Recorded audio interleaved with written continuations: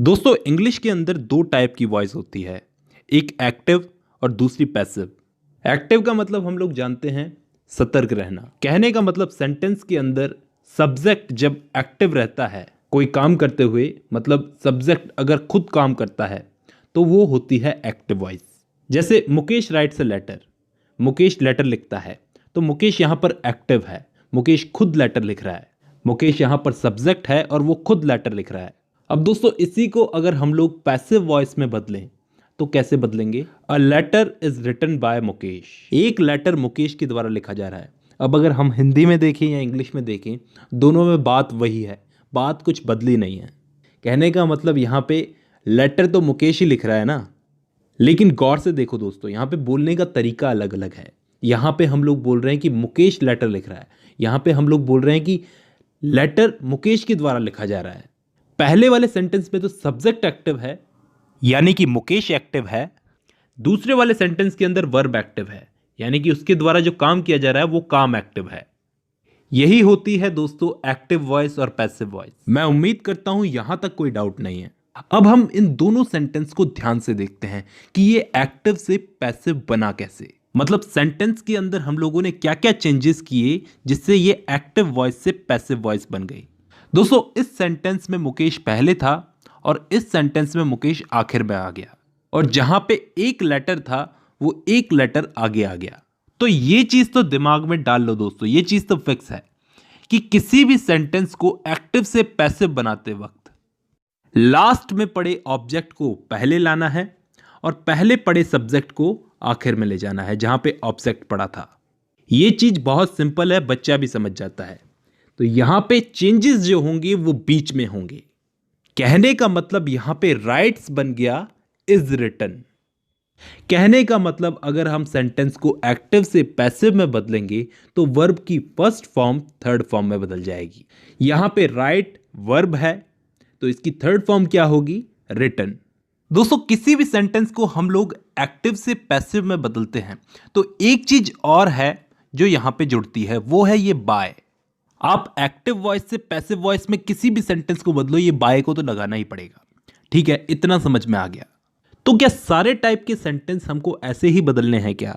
मतलब सेंटेंस हमें पास्ट में दे दिया जाए, फ्यूचर में दे दिया जाए, सेंटेंस कंटिन्यू हो, तो ऐसे सेंटेंसेस को हम लोग कैसे बदलेंगे वो भी मैं आपको सिखा देता हूं।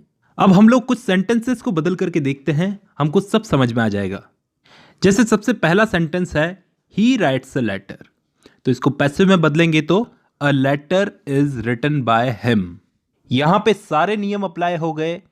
अ लेटर पहले आ गया, इज रिटन थर्ड फॉर्म भी आ गई, बाय भी आ गया, लेकिन यहां पे ही हिम बन चुका है। वो सब आपको पता होगा क्योंकि यहां पे सब्जेक्टिव केस था और यहां पे ऑब्जेक्टिव केस है। दूसरा सेंटेंस है he does not write a letter. अब यहां पे सेंटेंस नेगेटिव में पूछा गया है, वही नियम अप्लाई करेंगे। अ लेटर पहले आएगा, is not written by him. यहां पर डज नॉट बदलकर बन गया इज नॉट, राइट की थर्ड फॉर्म लग गई रिटन और इसके आगे बाय हिम। नेक्स्ट सेंटेंस है ही रोट अ लेटर। अब यहां पे हमें सेंटेंस में क्या चेंज दिख रहा है कि यहां पे सेंटेंस पास्ट में पूछा गया है कि उसने लेटर लिखा।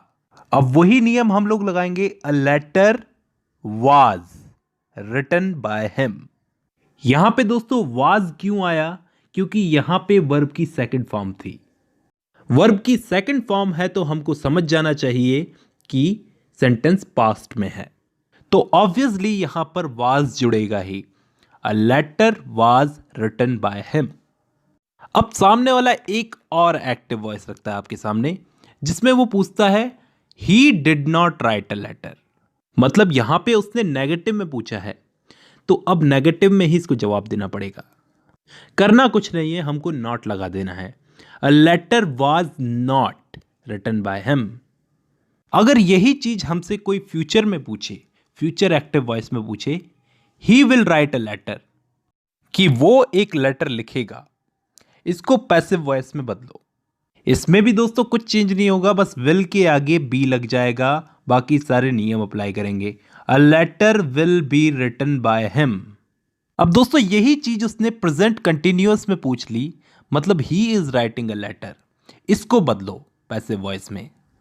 इसमें भी करना कुछ नहीं है, इसमें बीइंग जोड़ देना है। A letter is being written by him. अब यही सेंटेंस अगर पास्ट कंटिन्यूअस में पूछा गया है, मतलब he was writing a letter, past में वो लेटर लिख रहा था, इसको पैसिव वॉइस में बदलो। तो कैसे बदलोगे? इसमें भी बीइंग लगा देना है दोस्तों। A letter was being written by him.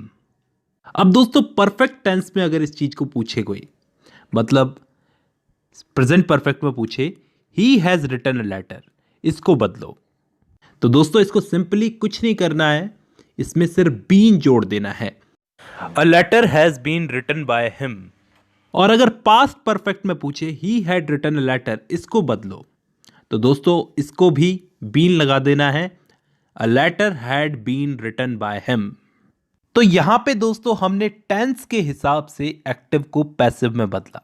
लेकिन जैसा कि मैंने आपको बताया कि अलग अलग टाइप की ट्रिकी एक्टिव वॉइस सबसे पूछी जा सकती है, तो कुछ चीजें हमें यहां पे याद रख लेनी होगी कि एक्टिव वॉइस में हमारे सामने अगर डज नॉट और डू नॉट आए तो पैसिव वॉइस में हम उसको नॉट बना देंगे। एक्टिव वॉइस में वर्ब की सेकंड फॉर्म हो तो पैसिव वॉइस में हम लोग वाज वर्ब का यूज करेंगे। एक्टिव वॉइस में अगर डिड नॉट हो तो पैसिव वॉइस में वाज वर्ब प्लस नॉट का यूज करेंगे। एक्टिव वॉइस में अगर विल शैल या फिर कोई मॉडल हो तो पैसिव वॉइस में हम लोग विल शैल मॉडल के आगे बी लगाएंगे। एक्टिव वॉइस अगर कंटिन्यूअस में हो तो उसमें हम बीइंग लगाएंगे। और लास्ट में अगर एक्टिव वॉइस में हैज हैव हैड ऐसा कुछ भी आए तो पैसिव वॉइस में हैज बीन, हैव बीन और हैड बीन का यूज होगा। तो दोस्तों अगर हम इन रूल्स को फॉलो करके चलेंगे तो किसी भी टाइप की एक्टिव पैसिव वॉइस हम बना सकते हैं।